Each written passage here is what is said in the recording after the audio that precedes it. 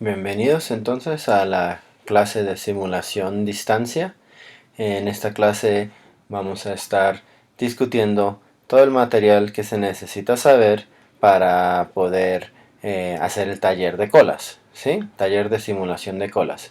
Entonces, rápidamente les voy a explicar o les voy a repasar cuál es el taller de simulación de colas para que tengan una idea de bueno, para que tengan la motivación, ¿sí?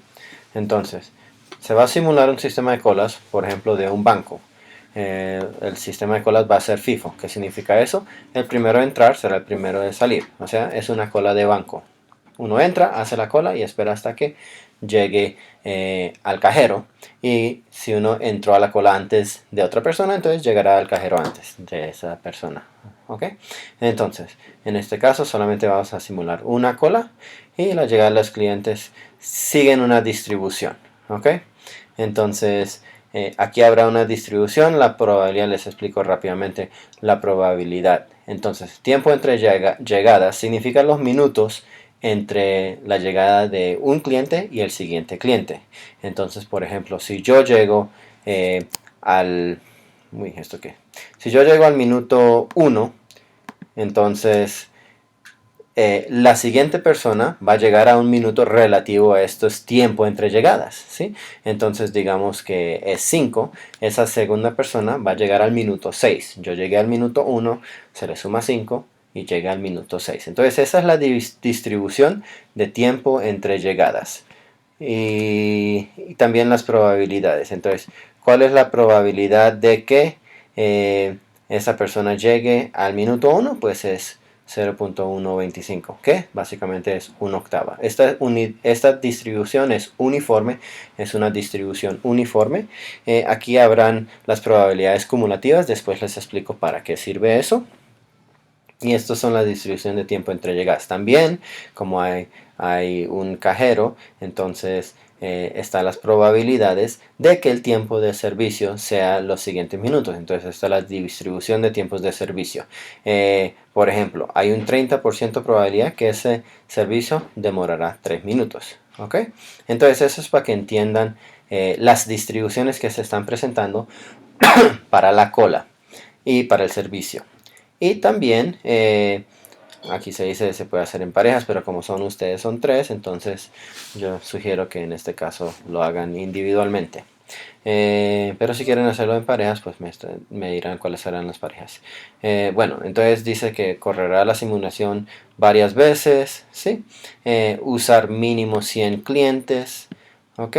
Y entonces al final de la simulación tiene que reportar varias estadísticas, serán espera en línea, cuánto es el promedio de esperar en línea, cuánto es el promedio de tiempo de servicio, cuánto es el tiempo de espera total, que es servicio más línea, y varios porcentajes como probabilidad de esperar en línea, o sea, si uno llega al banco, cuál es la probabilidad que lo atiendan inmediatamente o tenga que esperar en línea, y tiempo que el funcionario está desocupado también. Todas estas cosas, estas estadísticas se las explicaré durante este video. ¿Ok? Bueno, entonces ya esa es la motivación. Entonces, primero, para hacer esa simulación tenemos que hacer un repasito de distribuciones y también de variables aleatorias. ¿Ok? Entonces ya tenemos muy claro el concepto de número aleatorio, ¿sí? Es un número uniforme e independiente generado entre 0 y 1 y ustedes ya saben generar esos números. Bueno, entonces vamos a hablar de variables aleatorias. Primero hablaremos de las variables aleatorias y después les explicaré cómo se generan esas variables aleatorias. Para que tengan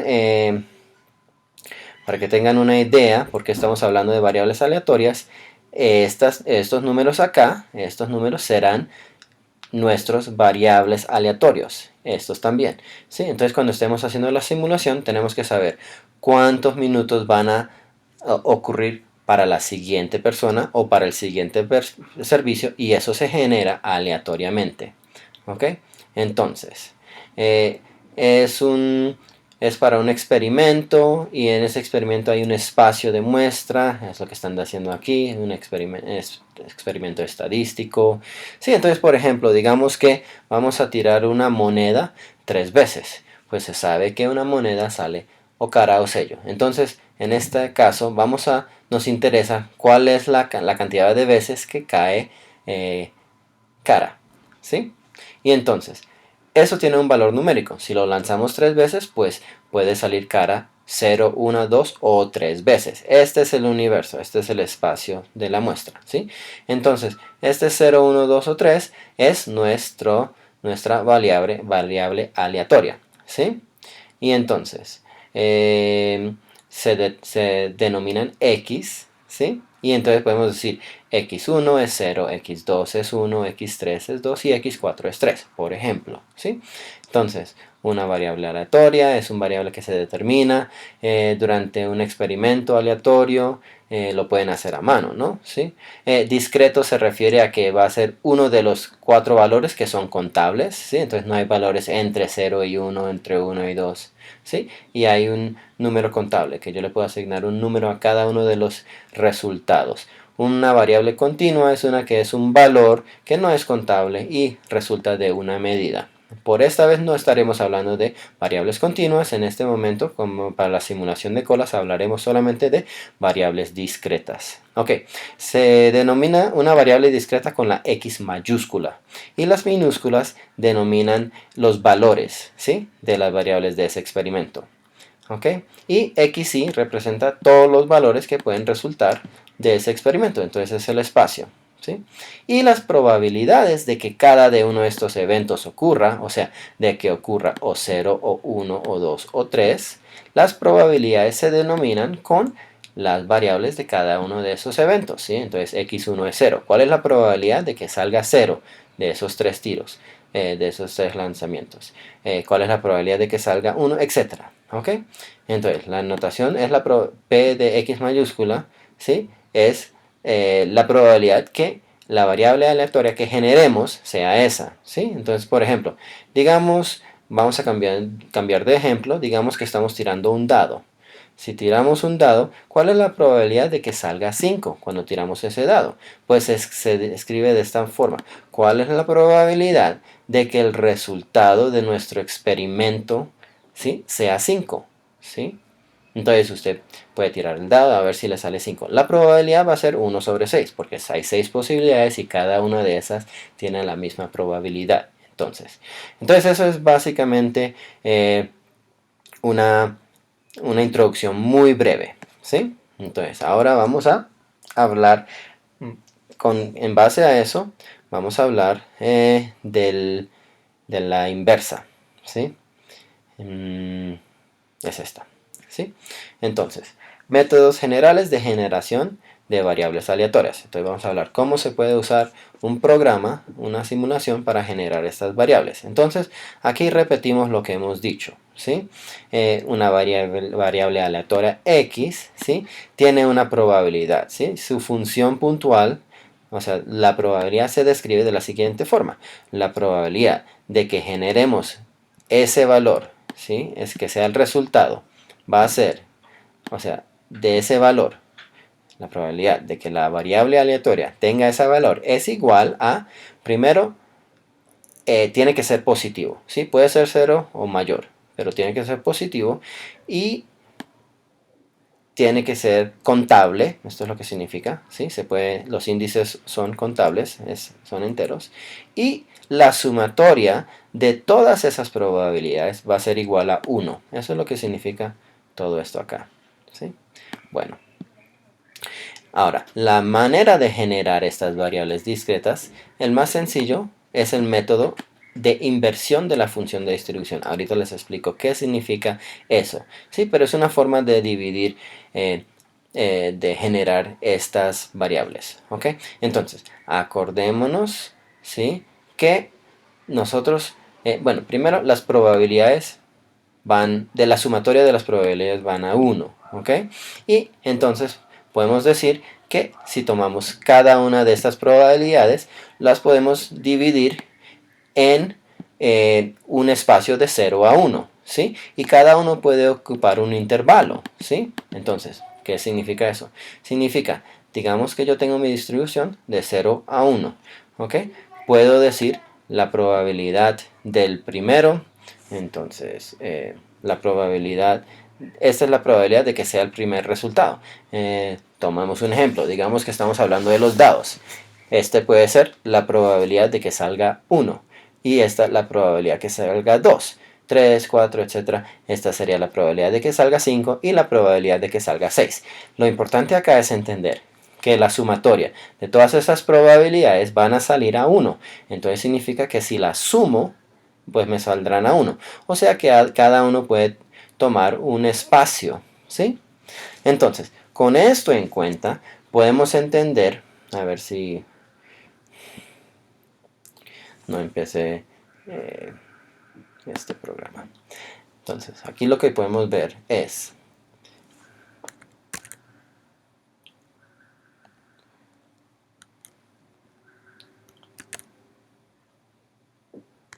no quiso empezar. Aquí está. Listo. Lo que estoy diciendo es, si estamos pensando en el ejemplo de los dados, ¿sí? Esta es la probabilidad de que nuestra x mayúscula sea igual a 1 y esta es la que sea igual a 2, etcétera, etcétera, etcétera, etcétera. Y esta es la que sea igual a 5 y esta es la que sea igual a 6, ¿sí? Ok, entonces, ¿qué significa eso? Significa que cuando queremos generar x mayúscula, ¿m? Tenemos que determinar cómo sabemos si vamos a generar un 1, un 2, un 3, pongamos el 3 de una vez aquí, un 4 aquí, y aquí donde se separan. ¿Cómo sabemos si generamos un 1, un 2, un 3, un 4, un 5, un 6? Pues sencillamente, podemos usar el método inversa, que es, primero generamos un número entre 0 y 1, ¿sí? Digamos, ese número es nuestro número aleatorio, ¿sí? Y está aquí. Generamos ese número y determinamos dónde en este espacio entre 0 y 1 cae ese número, ¿sí? Digamos que ese número cayó acá. Si el número aleatorio que generamos corresponde a esta probabilidad, este intervalo, entonces nosotros decimos que se generó la variable aleatoria 2. ¿Sí? Esto es lo que, esto es lo que está diciendo acá. Esto es lo que dice acá. Dice, se le asigna el valor xy al x si el valor u generado de la distribución uniforme verifica lo siguiente. O sea, que ese u caiga, primero que sea mayor que la sumatoria hasta ese punto. ¿Sí? Pues hasta este punto es solamente y igual a 1. ¿Sí? Entonces, la sumatoria hasta ese punto y que sea menor o igual a todo lo demás, ¿sí? O sea, que sea menor o igual a todo esto de acá. Eso es lo que está diciendo acá. Entonces, por ejemplo, si cae acá, sería mayor que la sumatoria de todas las probabilidades hasta ahí, pero menor que las probabilidades que siguen, ¿sí? Por eso tenemos esto u a i, porque es de 0 acá, nos da todo esto. Y acá u de 1 a i menos 1, porque es todo eso hasta aquí, hasta ese punto. No hasta acá, sino hasta acá. ¿Listo? Bueno, entonces, es decir, las probabilidades es lo mismo que aplicar la función, ¿sí? Y entonces, ¿qué significa eso? Significa que si tuviéramos x, ¿sí? Y aplicáramos, por ejemplo, si tuviéramos ya x es 2 y aplicáramos ese valor aquí a este f de x, pues nos daría ese mismo valor, ¿sí? Entonces, por eso es que se llama el método inversa, ¿sí? Método de inversión, ¿sí? Entonces, listo. Esto es para estar más específico matemáticamente, no se preocupen por eso. Vamos a mirar más bien la interpretación geométrica del método de inversión, ¿sí? Entonces, lo que estamos haciendo es lo siguiente. La probabilidad de x1 va a ser esto de acá, ¿sí? Esto es la probabilidad de x1. digamos que digamos que estas son todas iguales, ¿ok? Y esta es la probabilidad de tirar un dado, tal vez. Entonces esto es un sexto, este es un sexto, este es un sexto, ¿sí? Entonces la probabilidad de x1 es un sexto, ¿sí? Y la probabilidad de x2 es un sexto y se le suma ahí. La probabilidad de x3 es un sexto, la probabilidad de x4 es un sexto. Lo que nosotros estamos haciendo es tomándolo al revés. Estamos diciendo, vamos a empezar con u, empezamos con la u, entonces, empezando a partir de este punto, ¿sí? Que va a ser un valor entre 0 y 1 y vamos a mirar a qué valor corresponde, ¿sí? Pues exactamente no sabemos a qué valor corresponde, pero sí sabemos que está entre acá y acá.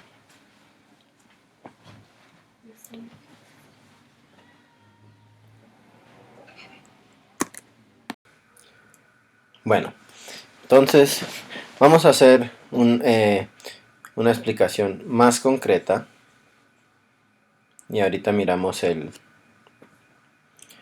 otra vez esa parte. Aquí la inversa. Listo. Entonces, aquí volvemos a repetir lo mismo, ¿sí? El método de inversión se puede usar cuando es fácil determinar la inversa, la función inversa, sea analíticamente o empíricamente, ¿sí?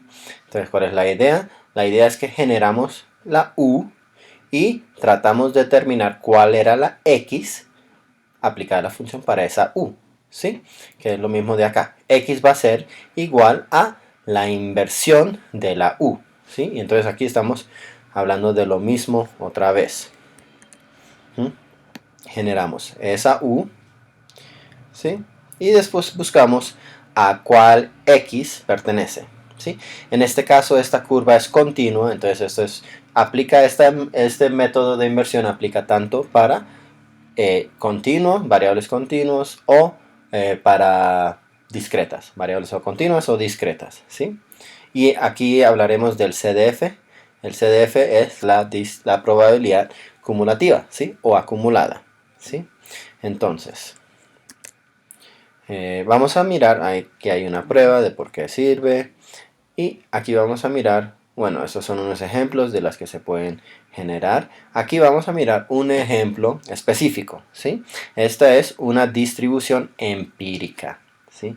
Significa que no se está usando una distribución conocida como distribución normal, gaussiana, Poisson, binomial, ninguna de esas, exponencial, ninguna de esas, sino que se están sacando unos porcentajes que se han visto a través de análisis de datos empíricos, ¿sí? Entonces, se determina que, por ejemplo, cuando estamos hablando de paquetes por la red, la probabilidad de que ese paquete sea de 64 bytes va a ser 70%. ¿Sí? La probabilidad de que sea 128 bytes será de 10% y la probabilidad que sea de 512 bytes es 2%. ¿Sí? Entonces esta es la distribución. Esta es la distribución. Igual que la distribución que vimos en el taller. ¿Sí? Entonces, ¿qué se hace con esta distribución? Pues primero la probabilidad de distribución se convierte a la CDF, ¿sí? A la probabilidad cumulativa. ¿Cómo se hace? Pues se dice 0% tenemos que la X, el valor que se va a generar, ¿sí? Va a ser de 0 a 64. ¿Esto qué significa? Significa que no hay ningún paquete que sea de 0 bytes, ¿sí?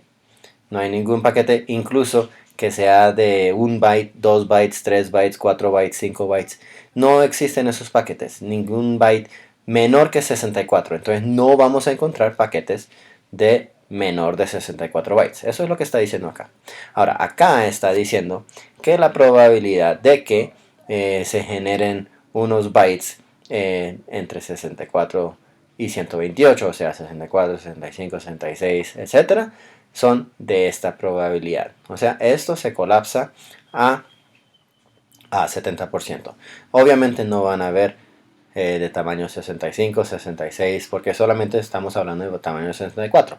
Pero la distribución toda se colapsa a este intervalo. ¿Okay? Ahora, hasta aquí no hay problema. Aquí es donde empieza a verse raro. ¿Sí? ¿Cómo así que 0.8? Entonces, la probabilidad de que el valor de x sea entre 128 y 512, pero no incluyendo 512, va a ser 80%. Pues qué raro, no. Lo que está pasando aquí es que se está usando la CDF. Entonces, este valor se le está agregando a este valor. ¿Y por qué se está haciendo eso? Bueno, regresemos aquí a donde estábamos hablando. Aquí, donde estábamos hablando que podíamos dividir el espacio entre 0 y 1. ¿Sí? Y entonces, lo que está pasando es que... no, eso no es lo que quería. Lo que está pasando... No, ya. Lo que está pasando es... estas probabilidades las estamos distribuyendo entre 0 y 1. O sea, entre 0 y 1. ¿Sí? Entonces estamos diciendo, por ejemplo, el 64 va a ir acá. Entonces, aquí sería el valor 64. ¿Sí? Y la probabilidad sería entre 0 y 0.7.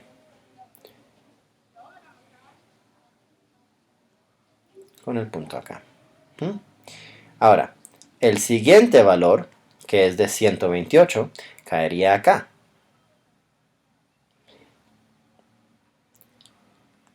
Y aunque esta probabilidad es del 10%, como empieza en el 7, entonces si se le suma el 10%, esta parte termina siendo 8. ¿Ok? Ups.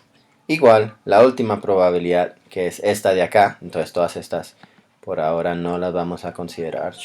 Nada de esto, ¿sí? No es necesario. Esta última de acá es la que vale 2% y nos genera 512. Entonces esta de 512 es de 20%, perdón, 0.2 es de 20% y eso sumado a 0.8 es 1. ¿Sí? Entonces empieza aquí del punto 8 hasta el punto 1. Entonces es el intervalo que corresponde al punto 8 al punto 1 y ese es el que nos va a generar ese valor. ¿Ok? Entonces, eso es lo que está pasando acá.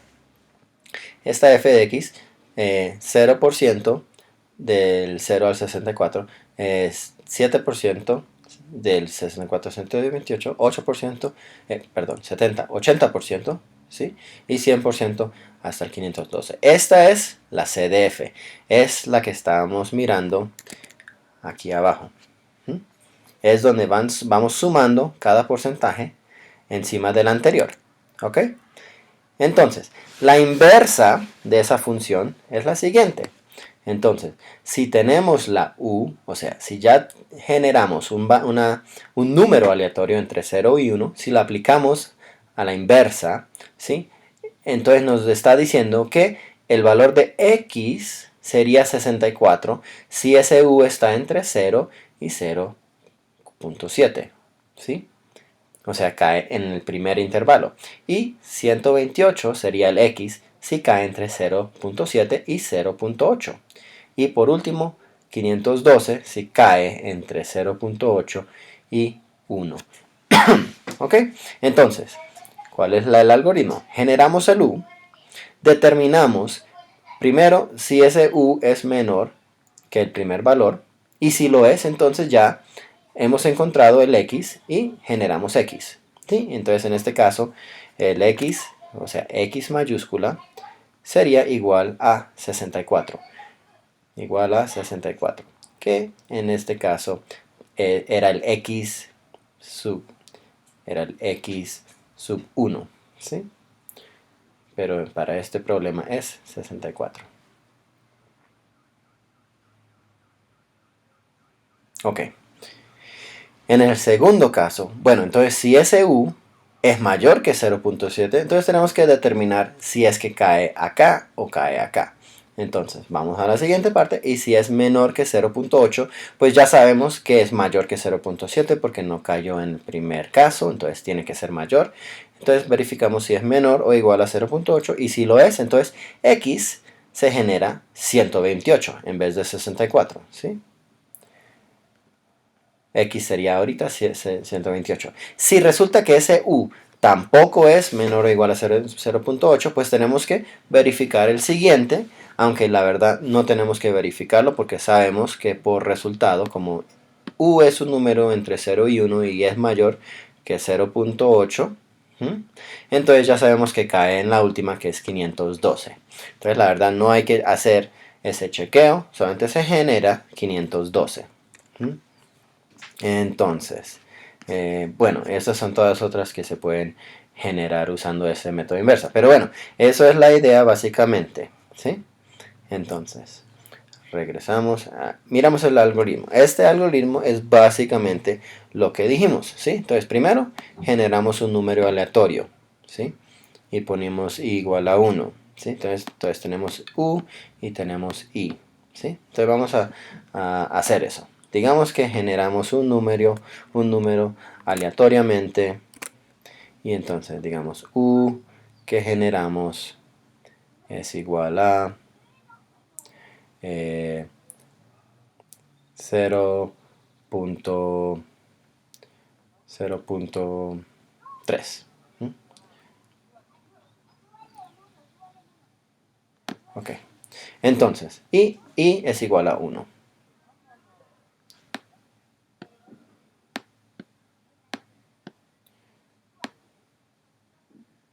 Ok. Listo. Entonces, si f de x a la x1 es menor que u, entonces hacer i igual a i más 1 y volver al paso 2. De lo contrario, al paso 3. Entonces, ¿cuál es este fx de x? ¿Sí? Entonces, digamos en el ejemplo que teníamos. Entonces, yo lo cerré. Creo que ya lo cerré. Digamos en el ejemplo que teníamos x. Entonces, vamos a decir, teníamos x1 es igual a 64, ¿sí? Teníamos x2 es igual a 128, y teníamos que x3 era igual a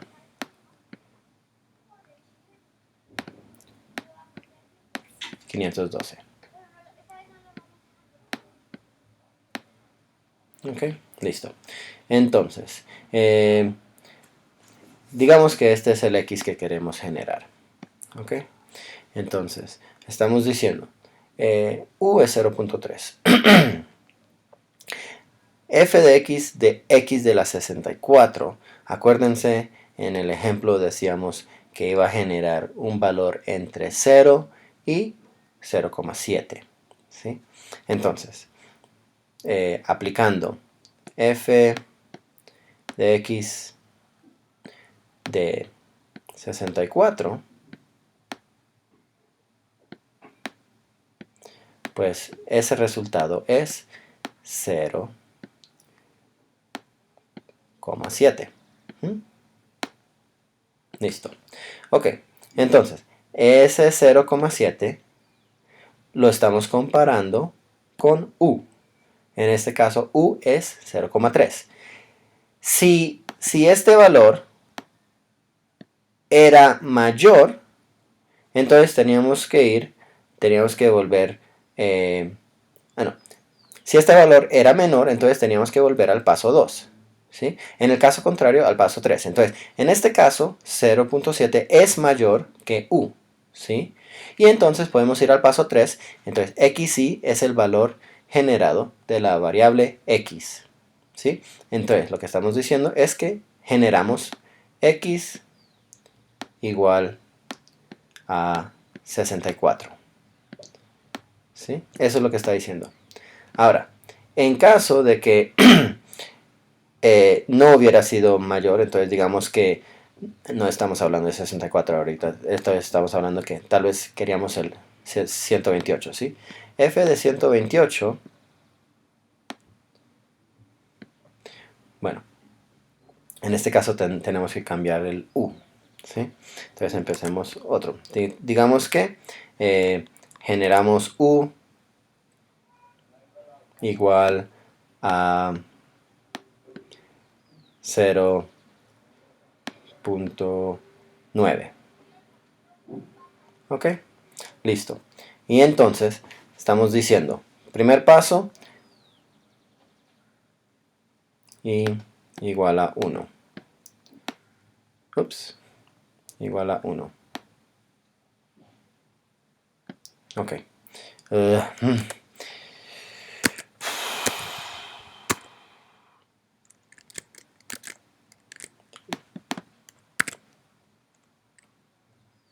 Listo. Y acabo de cerrar todos mis programas. Bueno.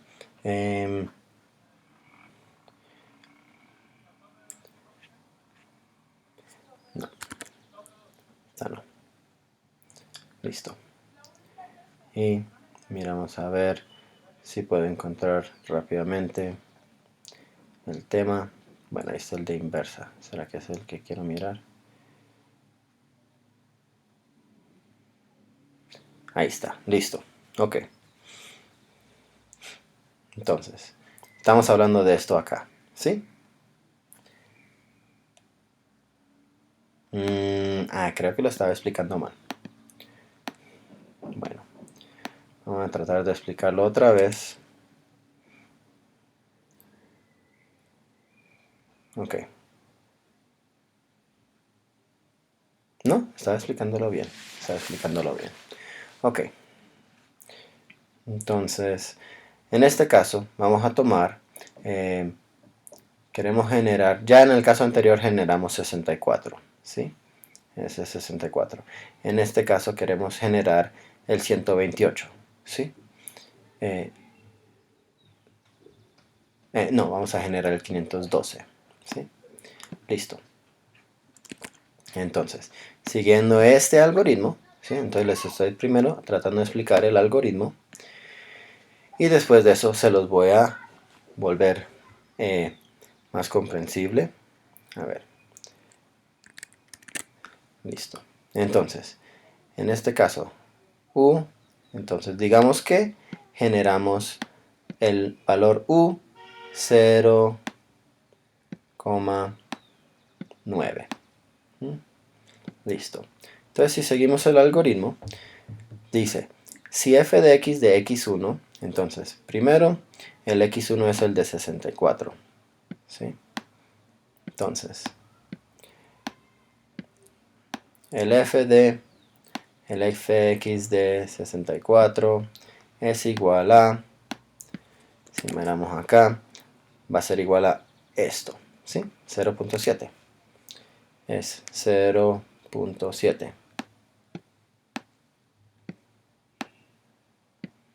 ¿Sí? Bueno, el i, acuérdense que el i empezamos con 1, ¿ok? Y hacemos la comparación, ¿sí? Claramente 0.7 es menor que 0.9. Entonces, ¿qué se hace? I es igual a 2. Y volvemos al paso 2, otra vez. Entonces, f de x2. Pues, ¿cuál es el x2? El x2 es este 128. ¿Sí? Este 128 es el x2. Acuérdense que estos son x mayúscula, esto es x1, esto es x2, x3. ¿Sí? Entonces, f de x2, que en este caso es f de 128, es igual a... bueno, no es este 0.1, sino que es este 0.8, por lo que ya habíamos explicado. ¿Sí? Entonces, 0.8. Y podemos ver que comparando 128, 0.8 con u, que es 0.9, nos da falso, ¿sí? Entonces, otra vez tenemos, o sea, nos da verdadero. Entonces, otra vez tenemos que volver al paso 2 y tenemos que incrementar este a 3. ¿Ok? Y entonces, volvemos y hacemos, el tercero es, el x3 es 512. Entonces, f de 512 es igual a 1, ¿sí? Es igual a 1. Y cuando volvemos a comparar, vemos que 0.9 es menor que 1. Esto nos da falso, entonces es el caso contrario. Nos vamos al paso 3 y xy es el valor generado de la variable x. O sea, este es xy, o sea, x3 es el valor variable generado de x. Entonces, x es igual a 512. Ese es el método inversa. Bueno, listo. Entonces, ya vimos el caso, ¿sí? Vimos cómo se usa el CDF para generar esta distribución. Aquí vemos ya la función inversa, ¿sí? Entonces estamos diciendo, dado el u, si aplicamos el u, pues estos son los resultados que nos debe dar. ¿Y cómo lo hacemos? Verificando que ese u caiga entre este y este, ¿sí? Estamos verificando dónde es que cae en el x, dónde es que cae esa u, ¿sí? Aquí también, en el x, dónde es que cae esta u, ¿sí?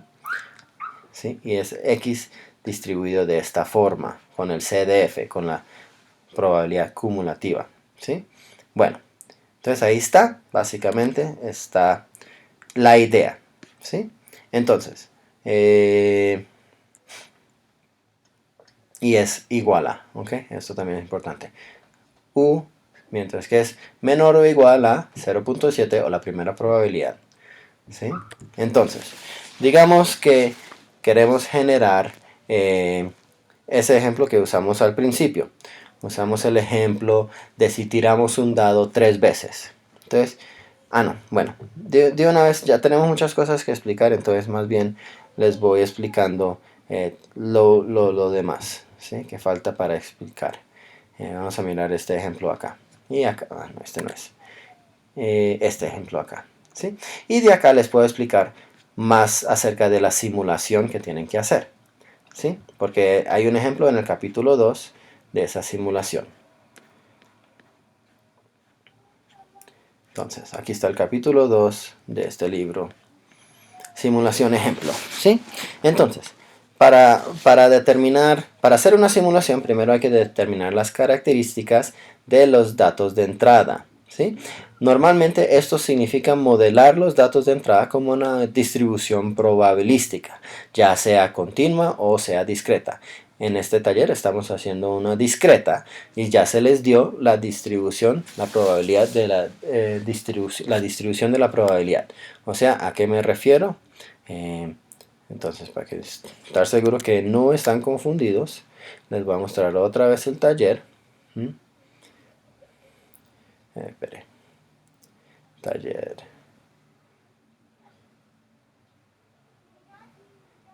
Ok.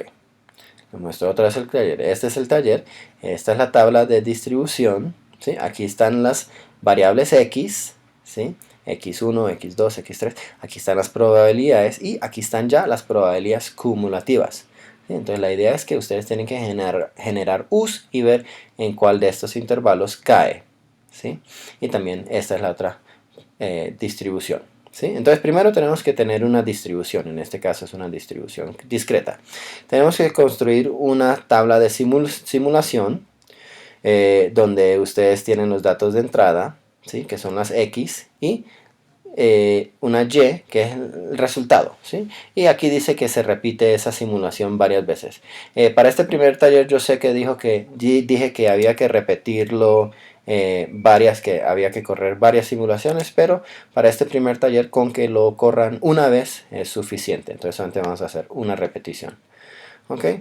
Y aquí habla que para cada repetición se generan los resultados. Entonces vamos a hablar de eso, ¿ok? Ahora, hay tres cosas que tenemos que considerar para hacer la simulación. Primero, el estado del sistema. Segundo, los eventos. Y tercero, el reloj de la simulación.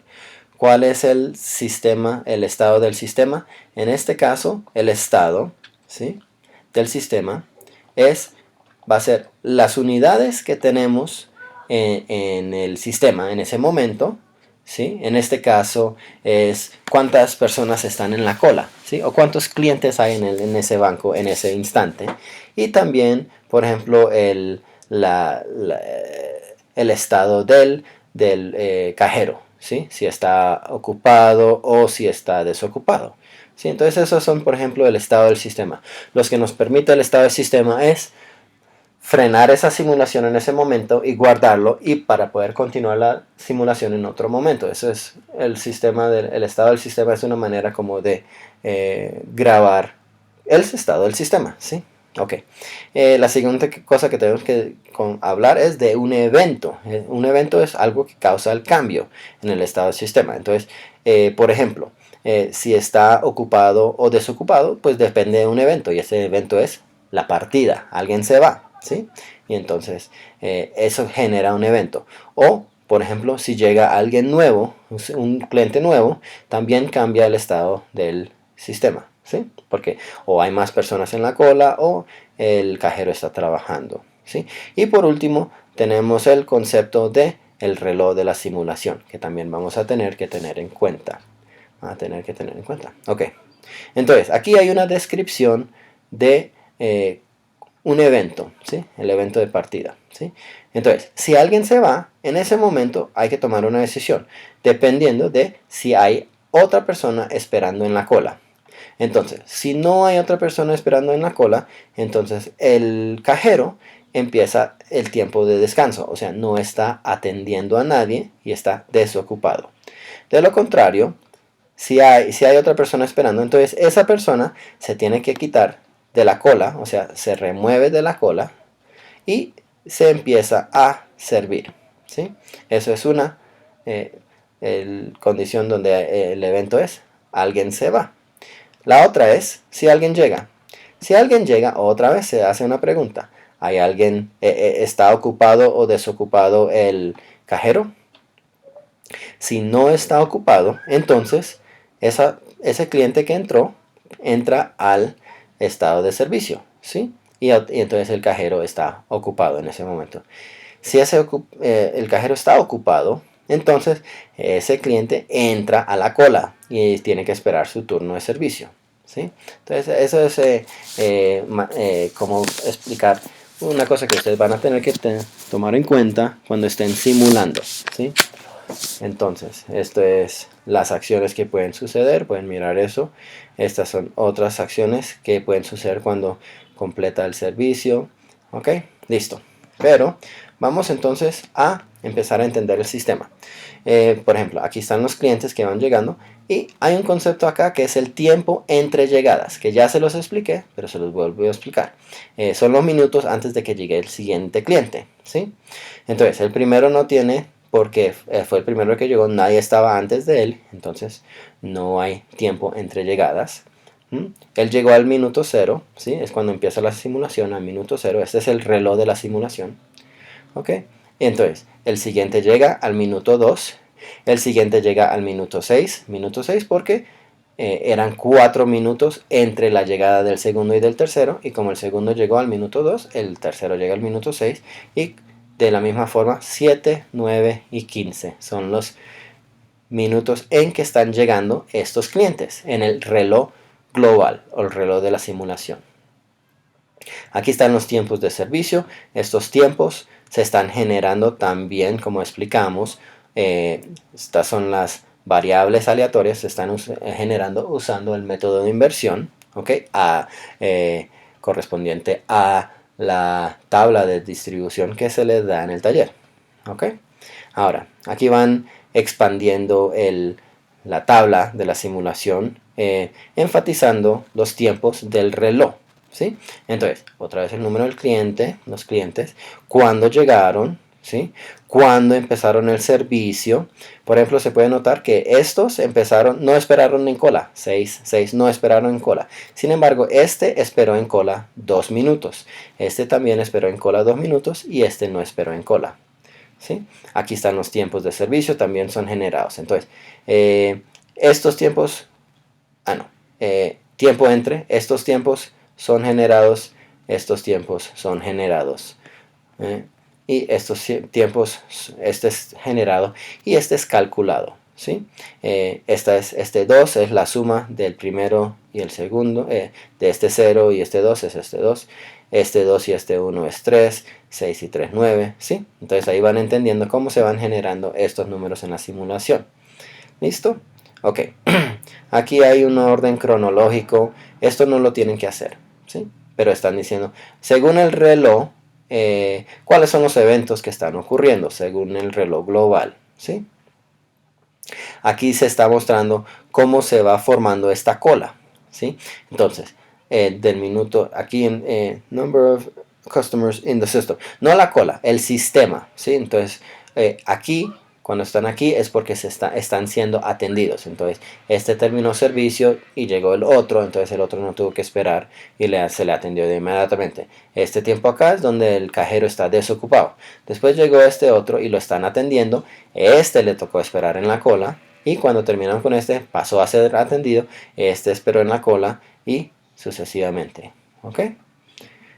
Bueno, aquí están hablando de generar. ¿Sí ves? Estos son los números que se les dio, ¿sí? Y aquí ellos están generándolo manualmente con una tabla. Nosotros estamos generándolo con el programa que escribimos, ¿sí? El generador congruencial lineal. ¿Sí? Aquí también lo mismo, están generando los tiempos de servicio con la distribución, que creo que es, bueno, es un poco, es parecida a la que se les dio. Y aquí están generando los tiempos entre llegadas, ¿vale? Y los tiempos de servicio. Bueno, aquí se explica cómo se generan esos valores, las estadísticas que queremos al final de la simulación. Entonces, la primera, el tiempo promedio de espera de cada cliente. Entonces, estamos hablando del tiempo que estuvieron esperando en la cola.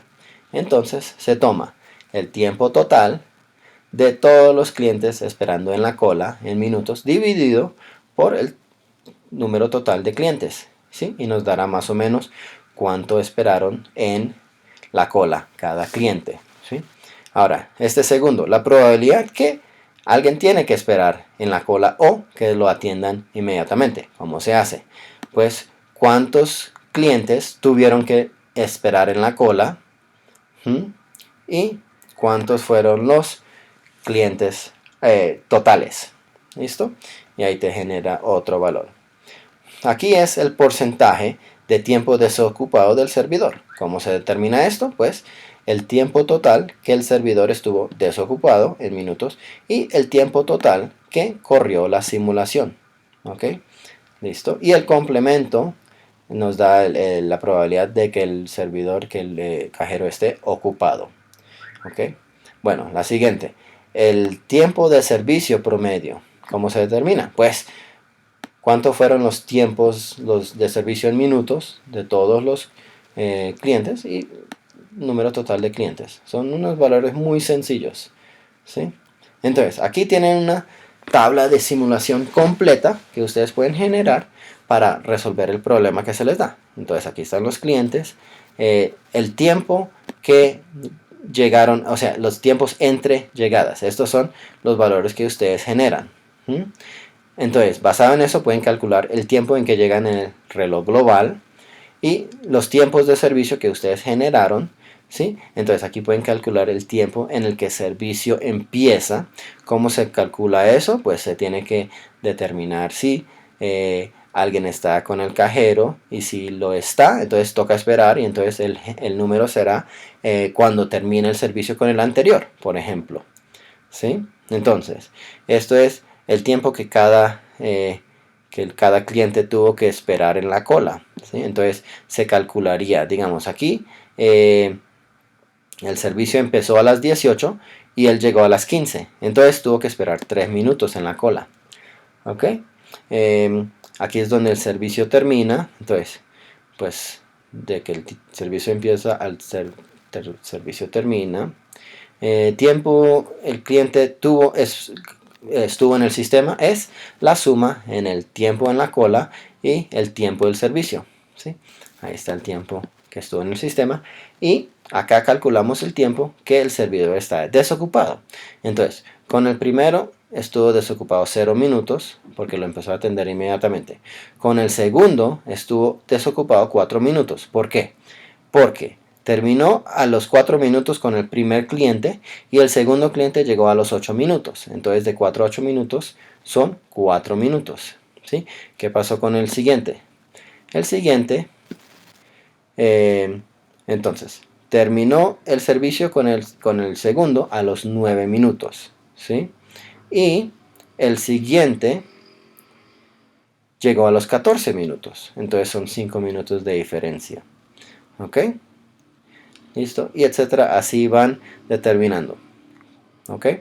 Entonces, por ejemplo, aquí el tiempo de servicio empieza a los 14 porque el otro terminó a las 9 y el cajero estaba desocupado, entonces tan pronto llega él, ¿sí? Se le empieza el servicio.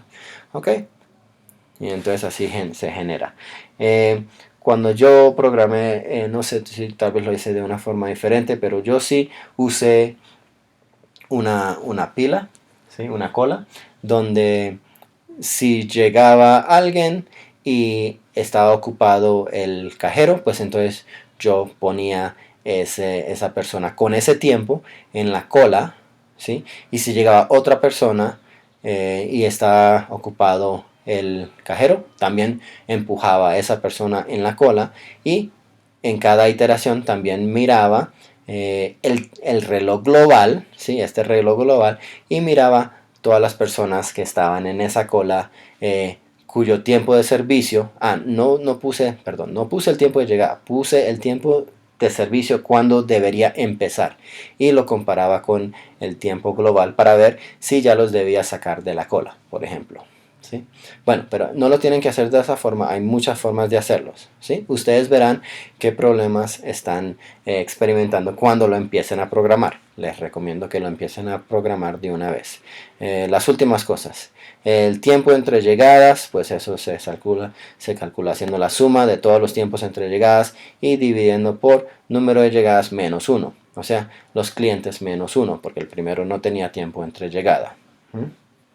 Y por último, no es el último. El tiempo de espera promedio es total de tiempo de espera de los clientes en la cola dividido por el número total de clientes. Y el tiempo de espera en el sistema es la suma, se puede hacer la suma del tiempo esperando en la cola y el tiempo esperando en el servicio, ¿sí? Que es lo que aquí están haciendo. Ok, y ya, eso es todo. Hasta ahí llegamos, ¿sí? Entonces, les deseo mucho éxito programándolo. Cualquier duda en la clase la discutiremos, ¿ok? Gracias.